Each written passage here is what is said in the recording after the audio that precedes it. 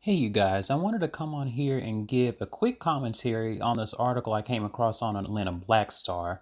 Now, before I really get into this article and read to you guys what happened, I want to start off by saying this.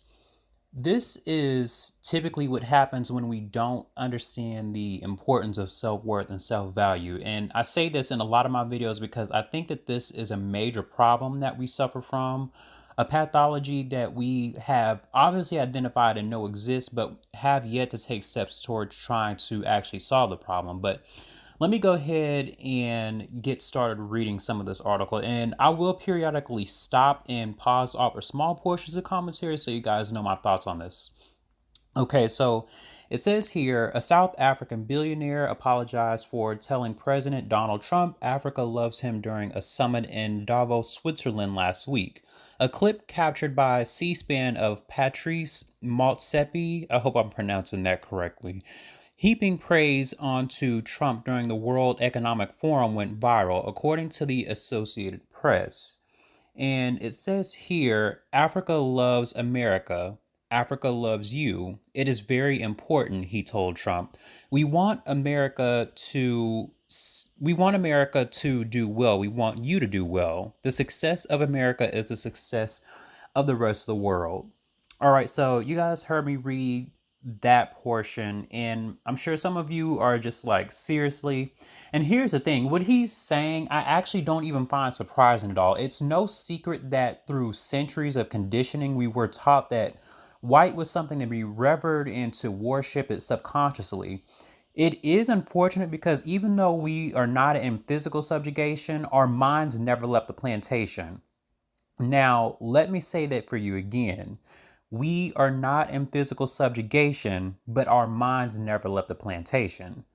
When we take a look back at history, specifically during the period of slavery, we needed to do everything possible to appease the slave master, and we did this as a means to ensure that we would not be beaten or killed or be subject to some other form of torturous act. I think that through epigenetics, we harbor the harsh and cruel memories that our ancestors endured.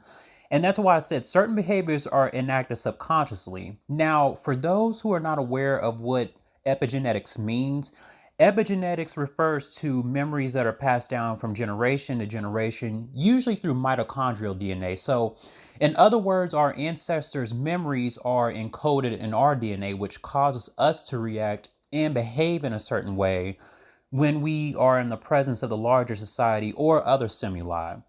It would certainly explain why this African billionaire appears to have reacted in such a subservient manner. So, let me go ahead and continue reading some more of this. So it says here Motsepe's enthusiasm wasn't returned by the president. You've done a great job. Thank you very much, Trump replied.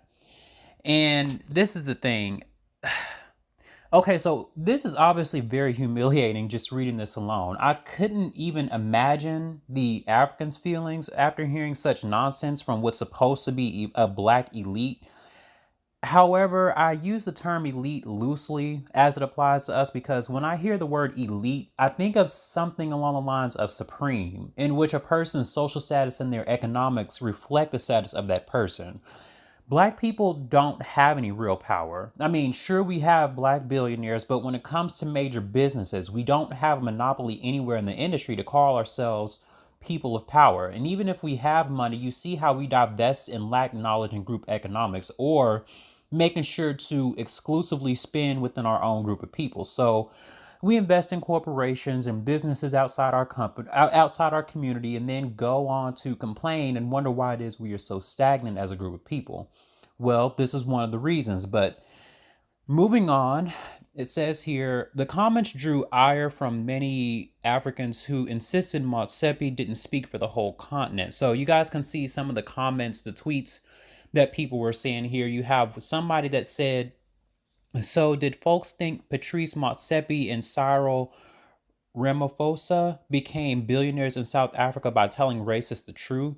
Then you have another person here that says, okay, under whose mandate is Patrice Motsepe speaking under for the African continent? So you guys can read some of these tweets and see that a lot of people are looking at this and it just does not seem to make any sense. He's getting a lot of backlash and it obviously just kind of goes to show the mentality that is no doubt prevalent within Black people. And this isn't just within Black Americans, this is something that's global. So he's been getting backlash, and rightfully so, because really all that does is it just does a disservice not just to the Black Africans, but also to Black Americans. I mean, you see, obviously, we can't stand Trump with a passion, but when you have other Black people within the diaspora going out of their way to appease someone that we despise, it diminishes our efforts here. And I think sometimes that other Black people in the diaspora think that we, which when I say we, I'm talking about Black Americans, exaggerate racism when we talk about the mistreatment that we face here, because you see how he is sucking up only, how his sucking up only caused him to be treated the same way that we or Black Americans would be treated. And this is also what contributes to the tension that exists between Black Americans and Africans, because I've actually heard sometimes that some Africans think that, again, we exaggerate our struggle or that they don't face what we face.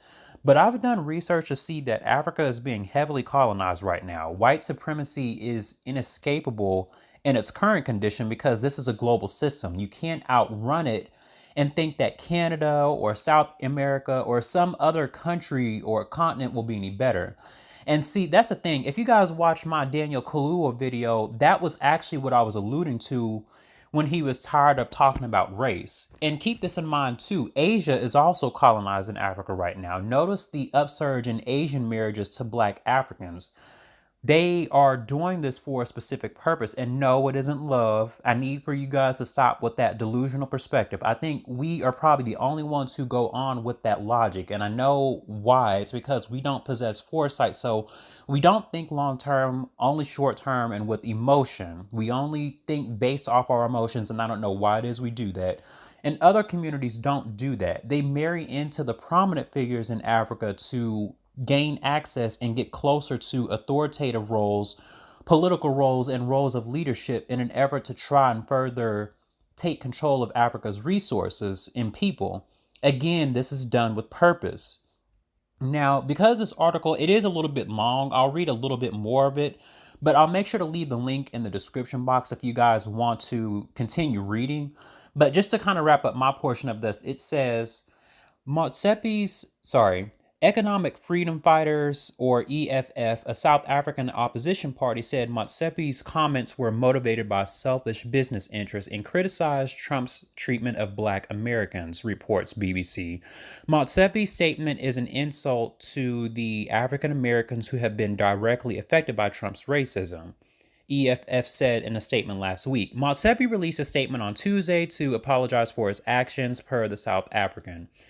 Motsepe went on to say, "This debate has exposed me to the views of Africans who disagree with my remarks," the statement began. "I have a duty to listen to these differing views and would like to apologize. I do not have the right to speak on behalf of anybody except myself."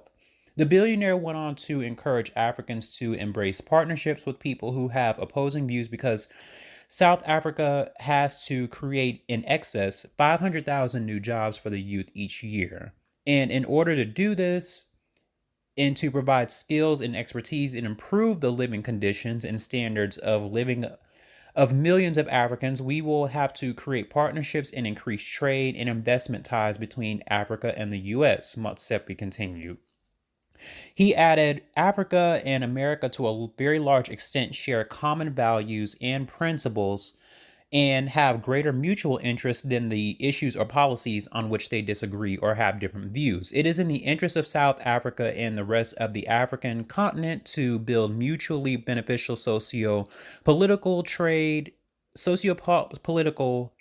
investment, and cultural ties with the U.S." Okay, so essentially what he's talking about is the colonization aspect going on when he talks about building mutually with politics, trade, investment, and culture. But here's the thing, that's already going on right now. Africa is being robbed of its resources. And then you have this African billionaire trying to pander to a tyrannical dictator whose ego knows no bounds.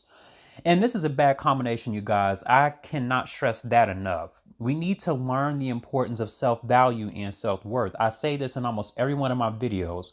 I place heavy emphasis on these two because if we valued ourselves and each other and knew our worth, then we would have no need to invest in everyone else but us. Think about what it is I said and reflect on these words. But in the meantime, just make sure you guys like, comment, subscribe, and share this video, and I'll talk to you in the next one.